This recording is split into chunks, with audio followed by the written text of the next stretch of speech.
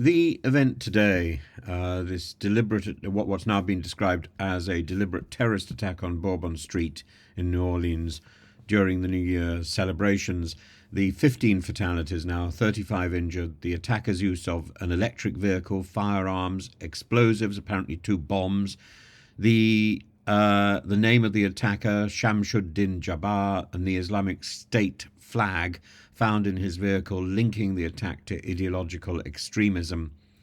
All of this is disturbing, particularly the apparent move towards using cars as terrorist vehicles and terrorist forms of terrorist attacks. Jabba is 42-year-old Texan, a former military member, Deloitte employee with financial struggles, divorce, debt, which suggests that this isn't a terrorist event, but in fact, the flag, the bombs suggest otherwise.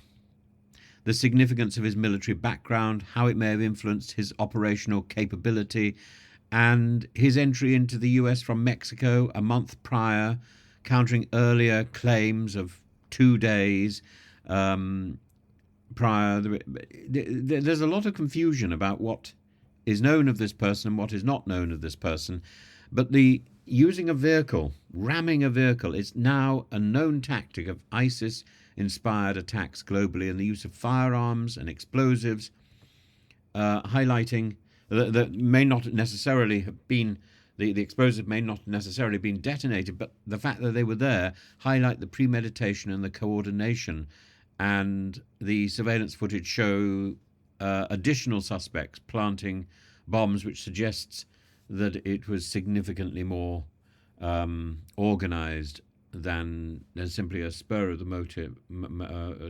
moment foot on the accelerator. The ISIS flag is a potent visual object linking Jabbar's actions to the group's ideology and potential motivations rooted in ISIS propaganda encouraging that encouraged lone wolf attacks in the West. There are so many issues surrounding this, the security lapses, the failure to have retractable bollards on Bourbon Street because they were under repair, leaving the area vulnerable. The limited barricades allowed Jabbar to bypass police vehicles, and it's almost, when it's almost impossible to preemptively identify or neutralize a lone wolf attacker, then a city needs to be ready with defensive operations that cannot be under repair at a time of public gathering. At a time like the New Year, a city, a town needs to be on alert and ready to resist this sort of madness.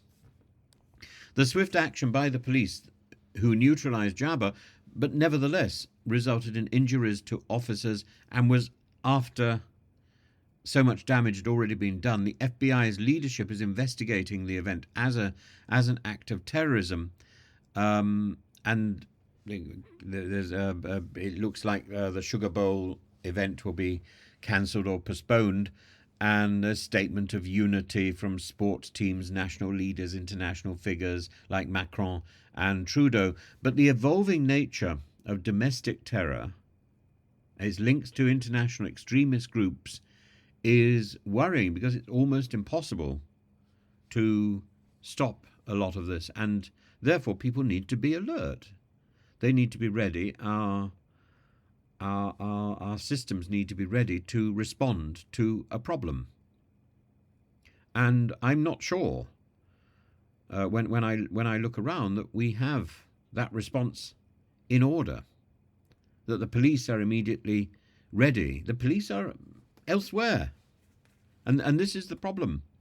We are responding to events rather than anticipating them and protecting our society. There is a challenge in identifying a radicalization among individuals with no overt ties to terror networks. And we could end up with a society which is so overwhelmingly monitored that privacy disappears. The technology exists, um, and and a surveillance society is certainly one answer. But even that is not necessarily going to catch people before they act.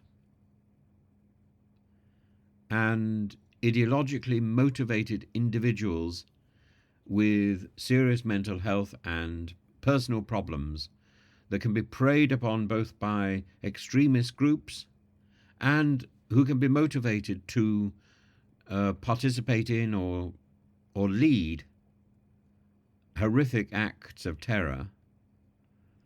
This is something that's very difficult to anticipate, very difficult to fight against.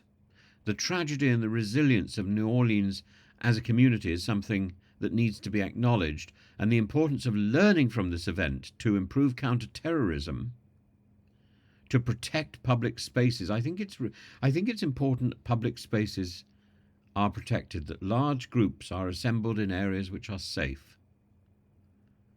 And the unity displayed by local and global communities in condemning these acts of violence is important, is notable, but we need to be more proactive. We need to be there in advance. We need to make sure that our spaces are safer.